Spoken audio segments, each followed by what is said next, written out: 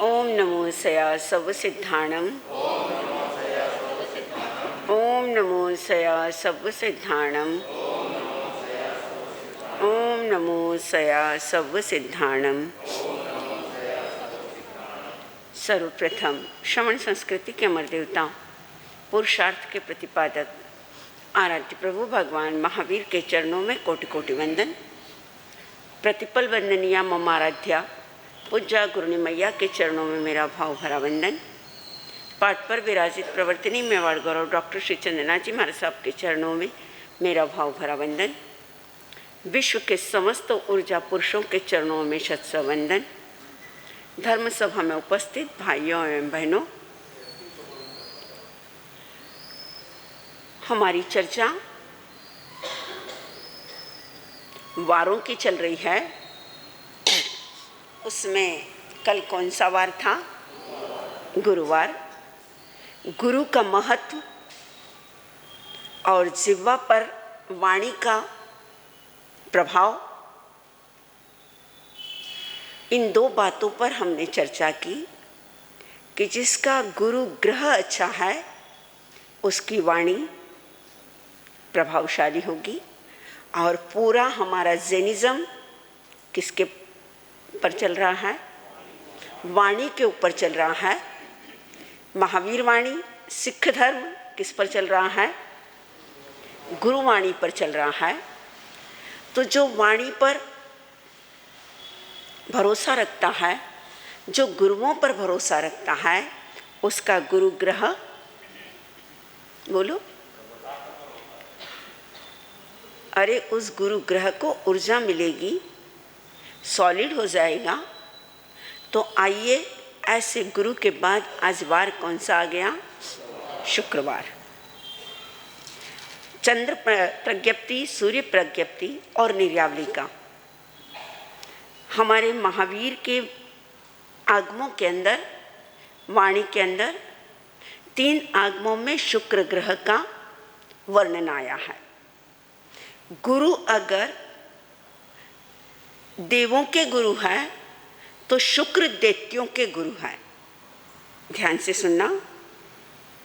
गुरु ग्रह देवों के ऊपर अपना कंट्रोल या संचालन, और शुक्र किस पर संचालन करता है? दैत्यों पर।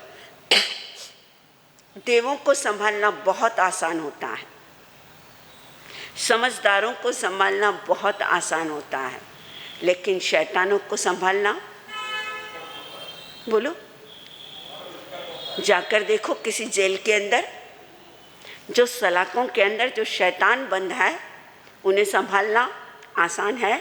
तो शुक्र किसको संभालता है? दैत्यों को।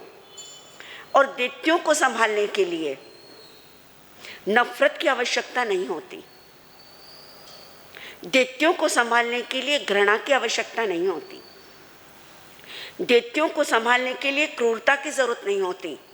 क्रूरता क्रूरता को बढ़ाती है, नफरत नफरत को जन्म देती है, वेर वेर को जन्म देता है, और प्रेम प्रेम को जन्म देता है। कई बार आपने देखा होगा, बच्चा डांट से नहीं समझता है, बच्चा मार से नहीं समझता है, लेकिन बच्चा किससे समझता है? प्यार से समझ जाता है। तो शुक्र की भाषा कौन सी है? प्रेम और प्यार की है। कहा है हमारे यहाँ पर कबीरदास जी ने, पोथी पढ़ पढ़ जुगमा पंडित भयान कोई, ढाई आखर प्रेम को पढ़े सो। सिर्फ 2.5 अक्षर। क्या है इसमें इतना जादू जिससे दैत्य समझ जाते हैं? जिस प्रेम से पूरी दुनिया चलती है। प्रेम को हमने एक घृणा या गलत तरीके में उस शब्द का हमने क्या कर लिया? प्रयोग किया। प्रेम, लव, ये शब्द जैसे ही हमारे आंखों के सामने आया, हमें क्या नजर आता है? बोलो, क्या सोचते हो आप? प्रेम अर्थात अफेयर, राइट, रॉन्ग? राइट? प्रेम अर्थात लव मैरिज। मैं उस प्रेम की बात नहीं कर रही हूं। एक शुद्ध प्रेम, एक सात्विक प्रेम, जिस प्रेम से पूरी दुनिया नहीं पूरा चराचर विश्व चलता है, मैं उस डिवाइन प्रेम की बात कर रही हूं। पिता और पुत्र के रिश्ते किस पर टिकते हैं? प्रेम पर टिकते हैं। माँ और बेटे के रिश्ते किस पर टिकते हैं? प्रेम पर टिकते हैं। पति और पत्नी के रिश्ते किस पर टिकते हैं? प्रेम पर टिकते हैं। दो व्यापारियों का रिश्ता किस पर टिकता है? प्रेम पर टिकता है। ये समाज किस पर टिकता है? परिवार किस पर टिकता है? श्री संघ किस पर टिकता है? और भक्त और भगवान का रिश्ता किस पर टिकता है? प्रेम पर। सारे रिश्ते अगर हम गहराई के साथ देखें या व्यवहारिक दृष्टि से देखें तो किस पर टिके हुए हैं? प्रेम के ऊपर टिके हुए हैं। लेकिन याद रखना, परिवार का प्रेम एक सेल्फिश प्रेम है। ध्यान से सुनना, परिवार का प्रेम एक सेल्फिश प्रेम है। समाज का प्रेम एक जेंटलमैन का प्रेम है। श्री संघ का प्रेम एक सुपरमैन का प्रेम है। और प्राणी मात्र के प्रति प्रेम ये एक डिवाइन मैन का प्रेम है। सारे प्रेमों को क्या किया गया है? डिवाइड किया गया है। आपका जो प्रेम है वह किसके साथ है? देखो उधर से आवाज आई कि परिवार के साथ है। पहले मैं, बाद में मेरा परिवार, बाद में पड़ोसी और बाद में संघ और समाज, राइट? जो व्यक्ति पहले सिर्फ अपना सोचता हो या परिवार का सोचता हो, उसका प्रेम सीमित दायरे में हो गया, सीमाओं में बंध गया। और जो पूरे दुनिया का सोचता हो, जो प्राणी मात्र का सोचता हो, वह प्रेम कैसा है? एक शुद्ध प्रेम है। प्रेम में फर्क कैसा होता है? एक होता है ओरिजिनल डायमंड और एक होता है जर्किन डायमंड।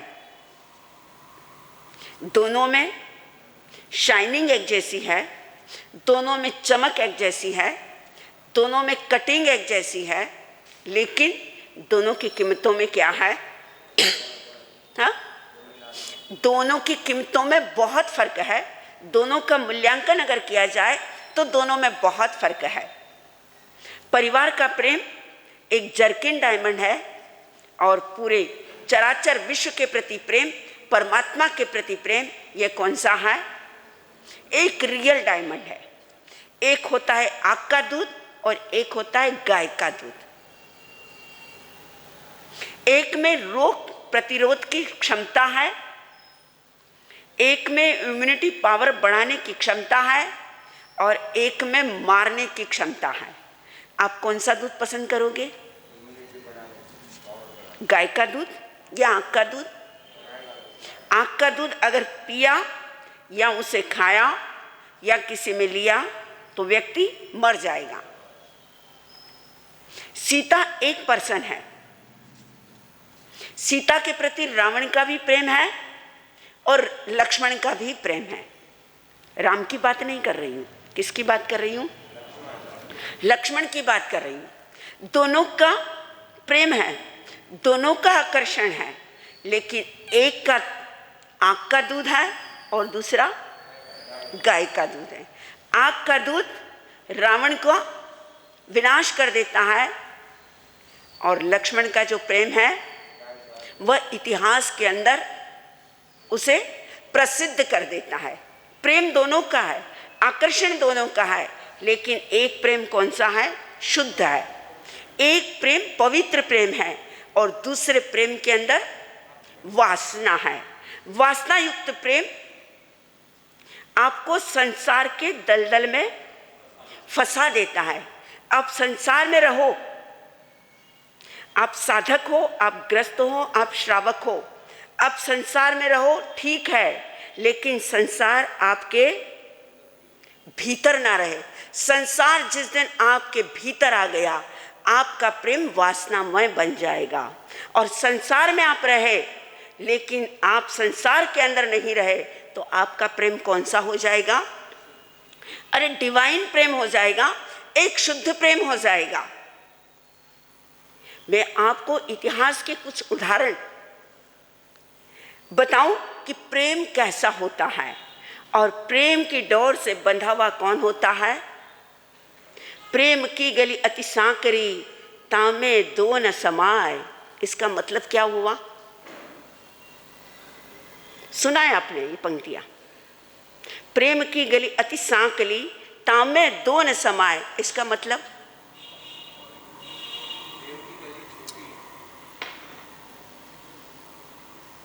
जहां प्रेम है वहां मैं नहीं है, और जहां मैं है वहां कौन नहीं है? प्रेम नहीं है। जहां प्रेम है वहां भगवान है, लेकिन जहां अहम है वहां कौन नहीं है? भगवान नहीं है। प्रेम की गली अति सांकली, तामे दो न समाए। एक तो मैं आ जाएगा, नहीं तो परमात्मा आ जाएगा। क्योंकि दिल आपका कैसा है? छोटा है। उसमें या तो मैं टिक सकता है या कौन टिक सकता है? परमात्मा टिक सकता है। अरे प्रेम देखो, प्रेम से अगर शबरी बुलाती है तो राम दौड़े हुए चले आते हैं। शक्ति किसकी है? एक भक्ति, एक प्रेम, एक श्रद्धा, एक समर्पण, एक विश्वास, एक भरोसा। चाहे वह कन्या भील की है, चाहे वह अछूत है, चाहे उसके पास पकवान नहीं है, चाहे उसके खिलाने के लिए उसके पास मिष्ठान नहीं है, चाहे उसके पास आलीशान बंगला नहीं है, उसके पास भवन नहीं है, उसके पास बिठाने के लिए डल्लप के गद्दे नहीं है, सोफा नहीं है, कुर्सी नहीं है, टेबल नहीं है, डाइनिंग टेबल नहीं है, एक झोपड़ी है। और झोपड़ी भी किसकी है? अरे घास की है। आंगन भी मिट्टी वाला है, आंगन भी गोबर वाला है, एकदम छोटा सा घर है। आप जैसा क्या नहीं है? रायचूर वालों जैसा अरे विशाल बड़ा घर नहीं है, आलीशान घर नहीं है, कोई ग्रेनाइट नहीं, कोई मार्बल नहीं, कोई इटालियन नहीं, छोटा सा जिसकी झोपड़ी है। कोई भी अत्याधुनिक साधन या राष्ट्रीय साधन जिसके घर में उपलब्ध नहीं है, और नहीं जिसको कोई मनवार करना आता है, नहीं जिसको बुलाना आता है, नहीं जिसको पुकारना आता है, कुछ भी नहीं आता है जिसको, लेकिन दिल से जिसको क्या करना आता है?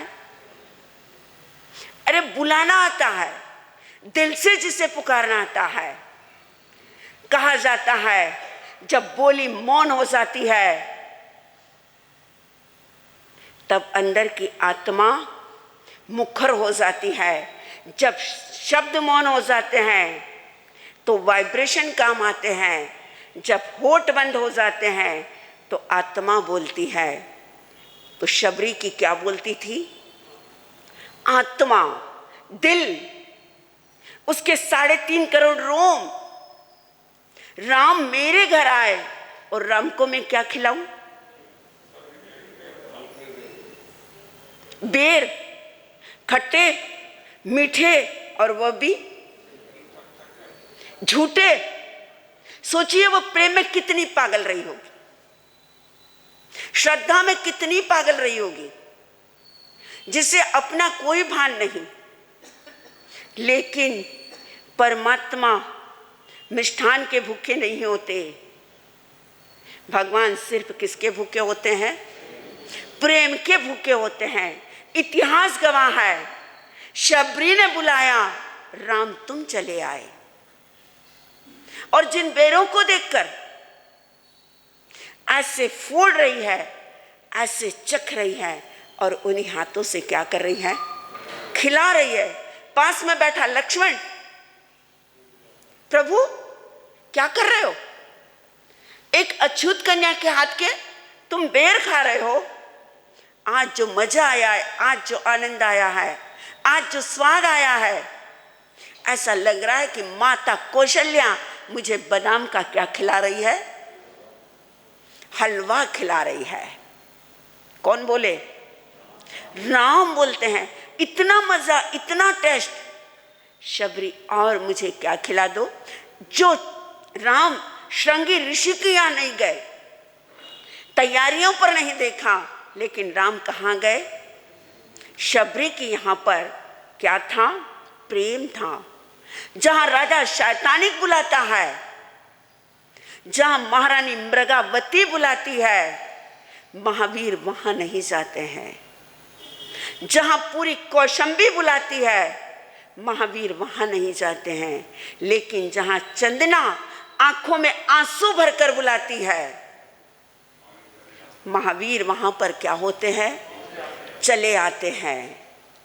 महावीर को मोहन थाल नहीं चाहिए था, महावीर को दूध नहीं चाहिए था, महावीर को पकवान नहीं चाहिए था, महावीर को फल और फ्रूट नहीं चाहिए था, महावीर को अलंकार नहीं चाहिए था।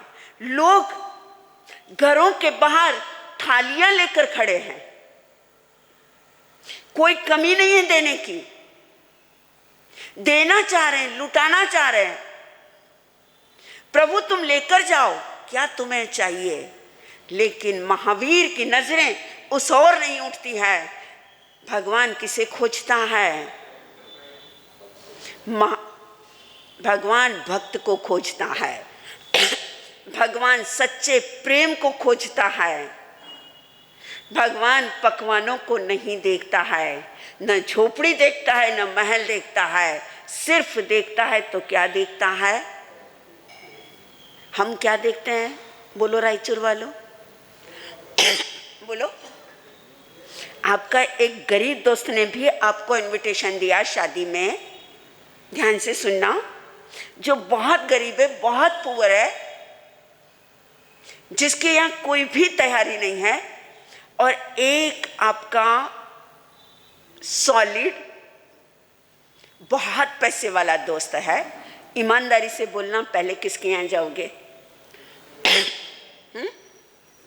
गरीब के यहाँ कि पैसे वाले के यहाँ पे? पहले गरीब के यहाँ जाओगे। शायद ऐसे व्यक्ति उंगलियों पर गिने जा सकते हैं। मैं ये नहीं कह सकती कि आप नहीं जाओगे। हो सकता है कि आपका प्रेम इतना किसके प्रति होगा? गरीब के प्रति होगा। लेकिन 90% लोग क्या फॉलो करेंगे? पहले अरे कोई बात नहीं, उसके यहाँ जाना है, बेचारे ने बुलाया है, ठीक है जाऊंगा, पहले अपना सारा निपटा लूं, वहां जाकर तो मुझे एक क्या देकर आना है। ये देखो सच्चाई कैसे निकली कि वहां तो सिर्फ एक कवर देकर आना है, वह निपटा दूंगा। बेचारे को कवर दे दिया, वह तो क्या हो जाएगा? अरे खुश हो जाएगा। काश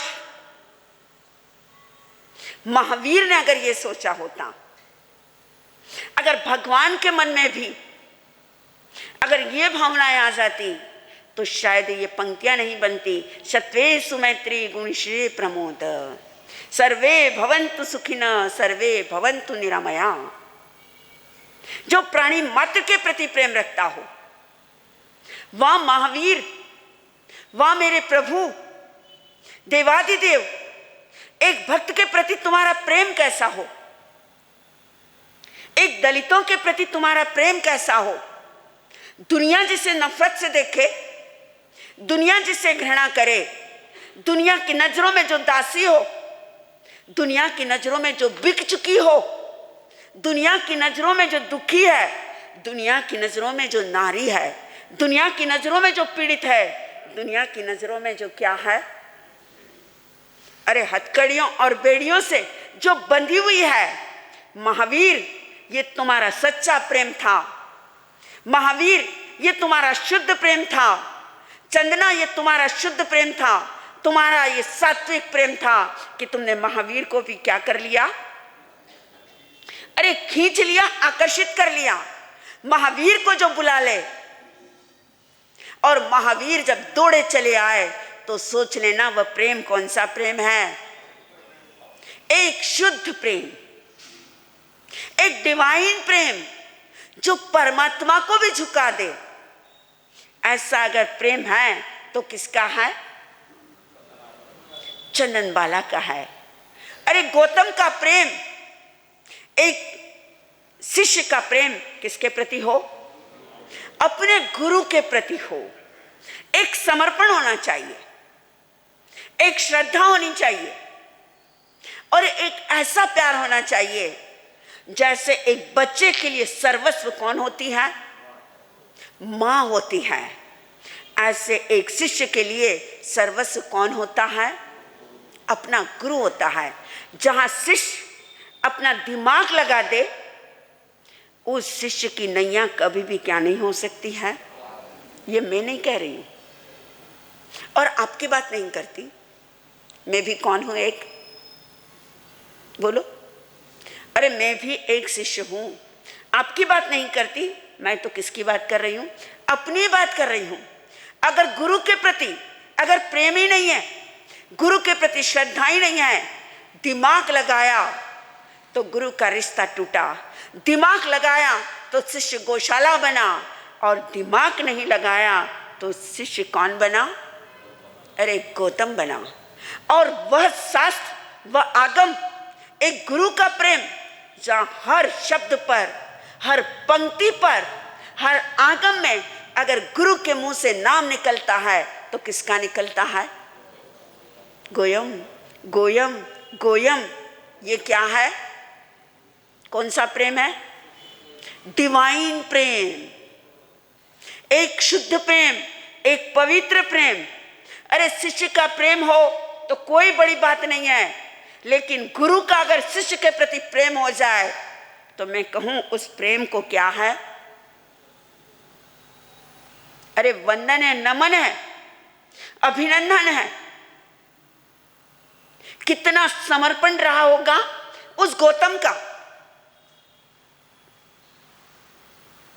कितनी श्रद्धा रही होगी उस गौतम की कि महावीर के जिह्वा के ऊपर जैसे सरस्वती बसती है, जैसी वीणा वादिनी बसती है, वैसा कौन बस गया, अरे गौतम बसा। ऐसा नहीं कि वह प्रमुख शिष्य था इसलिए, नहीं, उसका श्रद्धा और प्रेम ऐसा था, अटूट संबंध अगर गुरु और शिष्य का है तो वह किसका है, अरे गौतम और महावीर का है। जैसे दुनिया के अंदर अटूट प्रेम राधा और किसका माना जाता है, कृष्ण का माना जाता है। जैसे दुनिया के अंदर अटूट प्रेम मीरा और किसका माना जाता है, कृष्ण का माना जाता है। जैसे दुनिया के अंदर अटूट प्रेम हीरा और रांझा का माना जाता है, वैसे दुनिया के अंदर गुरु और शिष्य का प्रेम किसका था, अरे गौतम और महावीर का था। आपका कैसा है, बोल तो दो। आप भी तो किसी के न किसी के क्या होंगे, अरे शिष्य होंगे। आपने भी तो ये कभी पढ़ा होगा, सुना होगा कि जो पंच महाव्रत पाले वो मेरे गुरु है। बोलो आपका प्रेम कैसा है, सभी गुरुओं के प्रति है, समाज के प्रति है, धर्म के प्रति है। जब तक हमारा सब प्रयूषण चले तब तक स्थानक के प्रति प्रेम, तब तक जिनवाणी के प्रति प्रेम, और प्रयूषण हो गए अब प्रेम किसके प्रति, मैंने नहीं कहा, आप बोल रहे हो। प्रेम में डिवाइडेशन मत करो। मैंने प्रयूषण में भी कहा था प्रेम को बांटो मत, प्रेम में सीमाएं मत बांधो, बांध मत बांधो। प्रेम अगर बंध गया तो वह क्षुद्र तलैया बन जाएगा। प्रेम एक सागर है। कौन सा प्रेम? परमात्मा का प्रति, धर्म के प्रति, गुरुओं के प्रति, संघ के प्रति, जिन शासन के प्रति, जिन शासन के प्रति प्रेम है तो संत क्या बनते हैं? अरे आपके बच्चे अगर दीक्षा लें, किसके प्रति प्रेम है? अरे जिन शासन के प्रति प्रेम है, संघ के प्रति प्रेम है, संयम के प्रति प्रेम है, संसार जिनके अंदर नहीं समाया है, इसलिए वे क्या बन गए? अरे साधु बन गए। आप प्रेम परिवार से करो, मैं आपको मना नहीं करती। प्रेम आप घर से करो, प्रेम आप पत्नी से करो, बच्चों से करो, लेकिन एक प्रेम ऐसा करो जो तुम्हारी नैया को भी क्या लगा दे? पार लगा दे। ये सारे प्रेम सांसारिक है। जिन प्रेम में तुम बंधे हो, जिन प्रेम के धागे तुम तोड़ नहीं पा रहे हो, जिन रिश्तों को तुम तोड़ नहीं पा रहे हो, जो रिश्तों में तुम अटके हो, वह रिश्ते रिश्ते नहीं है, वह एक कांटों की बाढ़ है। ये सच कह रही हूं। ये दुनिया का प्रेम कांटों भरी रहा है और परमात्मा का प्रेम कौन सी राह है? फूलों की राह है। लगता है कांटों पर चलने की इतनी आदत हो गई है कि अब कांटों की चुभन भी तुम्हें चुभन नहीं लगती है। जहर पीने की इतनी आदत हो गई है कि जहर भी अब तुम्हें क्या लगता है? अमृत लगता है।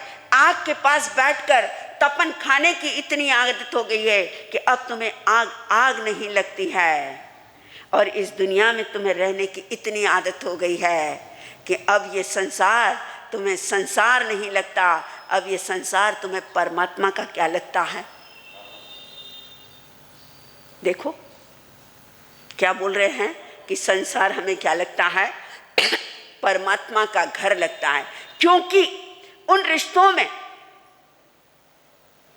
उस संसार के प्रेम के अंदर आप क्या हो चुके हो? एक आबद्ध हो चुके हो। एक आपके पास शक्कर रखी है और एक आपके पास शहद रखी हुई है। दोनों चीजें एक साथ है। शहद के ऊपर भी जाकर मक्खी बैठती है और मिश्री के ऊपर भी जाकर मक्खी बैठती है। दोनों सामने हैं। दोनों में क्या है? मिठास है, स्वाद है, टेस्ट है। मैं एक बात पूछूं, आपको दोनों में से कौन पसंद आएगा? होशियारी तो सीखना। वाणियों से नहीं, वाणियों की बेटी तो मैं भी हूं, लेकिन रायचूर वालों से मानना पड़ेगा। चुनाव, सिलेक्शन आपका हमेशा कैसा रहता है? एकदम सही और एकदम परफेक्ट। आपने चुनाव किया कि हमें मिश्री वाली मक्खी पसंद है, शहद वाली नहीं। क्यों? जो शहद की मक्खी है वह स्वाद तो जरूर लेगी, वह टेस्ट तो जरूर लेगी, वह मजा तो जरूर लेगी, आनंद तो जरूर लेगी, लेकिन उससे क्या नहीं कर पाएगी?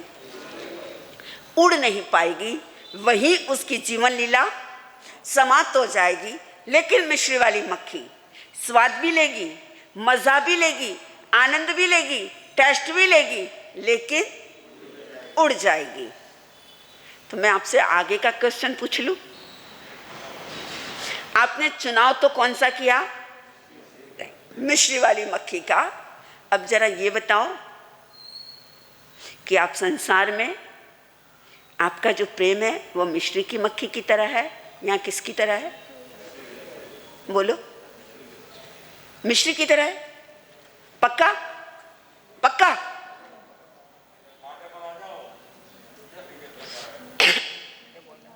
अभी 2 दिन पहले की बात थी। सामायिक की बात चल रही थी कि भाई प्रतिदिन एक क्या करो, यहाँ पर आकर सामायिक करो। तो जवाब क्या मिला कि रोज क्या नहीं हो सकती, यहाँ आकर सामायिक नहीं हो सकती। क्यों नहीं हो सकती? क्यों नहीं हो सकती? करोड़ों का व्यापार करने वाले, डायमंड के व्यापार करने वाले, आप जाओ मुंबई के अंदर जवेरी बाजार के अंदर, जो ज़ेनी है और जिनके यहाँ पर बाहर से आकर लड़के डायमंड का बिजनेस सीखते हैं, पंचरत्न हाउस और डायमंड हाउस के अंदर कंडीशन है कि जो सामायिक करेगा, एक उसे ही डायमंड का काम क्या किया जाएगा, सिखाया जाएगा। सोचो, जो इतना पैसा कमाते हैं, जिनके पास अरबों की संपत्ति है, लेकिन फिर भी प्रेम किससे है? अरे जिन शासन से प्रेम है, परमात्मा से प्रेम है, खुद कर रहा है सामायिक, लेकिन जो उससे जुड़ रहा है उसे भी वह क्या सिखा रहा है? सामायिक के प्रति श्रद्धा कैसी होनी चाहिए, क्योंकि उसकी मजबूरी है कि उसे बिजनेस सीखना है। तो विथ कंडीशन पहले सामायिक करो और उसके बाद क्या सीखो? डायमंड कटिंग और व्यापार करना सीखो। ऐसे में आपको महानगर मुंबई, जो एक मायावी नगरी कहलाती है, लेकिन मैं कह सकती हूं जो सबसे पॉश एरिया माना जाता है मुंबई का, और जो सबसे रीच एरिया है, जहां पर अरबोंपति रहते हैं, ऐसा वाल्केश्वर, मैं कहूं वहां सबसे ज्यादा कौन लोग रहते हैं? अरे धार्मिक लोग रहते हैं। यह मुझे कहते हुए गर्व होता है कि उनकी धर्म के प्रति श्रद्धा कितनी है। सुबह में उठकर 90% लोग क्या करते हैं? सामायिक करते हैं। और सुबह में स्थानक के अंदर दर्शन करने वालों की, मंगलिक सुनने वालों की और गुरु की भक्ति करने वालों की एक क्या लगी हुई रहती है? एक लाइन, एक तांता, एक श्रृंखला। जैसे उस वाल्केश्वर की रोडों पर गाड़ियों की लाइन देख लो, और गाड़ियों में भी वह गाड़ियां नजर आएगी जो मर्सिडीज, फरारी, BMW और उनमें बैठकर आने वाले लोग धर्म स्थानक के अंदर, मंदिर के अंदर जो गुरु भक्ति से क्या है, ओतप्रोत है। जीव दया के प्रति अगर उनका प्रेम देखो, अगर उनकी जीव दया की बातें अगर कहूं, तो मेरी आंखों में क्या आएगा? अरे पानी आएगा कि जीव दया के प्रति उनका प्रेम, स्वधर्मी साहित्यता के प्रति उनका क्या है? अरे इतना ओतप्रोत प्रेम कि जिसके लिए मेरे पास क्या नहीं है, अरे शब्द नहीं है। जब भी स्वधर्मी साहित्यता की बात आए, ऐसा लगता है कि उनका क्या खुल गया? भंडारा खुल गया। संतों के प्रति इतना प्रेम, अगर आप घरों के अंदर जाओ, अरे गोचरी तो अवेलेबल मिलेगी ही मिलेगी, उस बात को तो छोड़ दो, लेकिन रजोरण, पात्र, वस्त्र, साधु के जितने उपकरण, और कभी बंदे ये नहीं कहेंगे कि महाराज आप क्या करो, ताला बंद है, आपके सामने ताला खोलूंगा तो असुस्ता हो जाएगा। बाप जी 2-3 घरे पगलिया करने पाछो कई देखो, अरे अवसर देखो। ये शब्द कभी भी भानु भाई भंसाली, जसू भाई ऐसे श्रावक हैं कि जिनका नाम होठों पर आता है।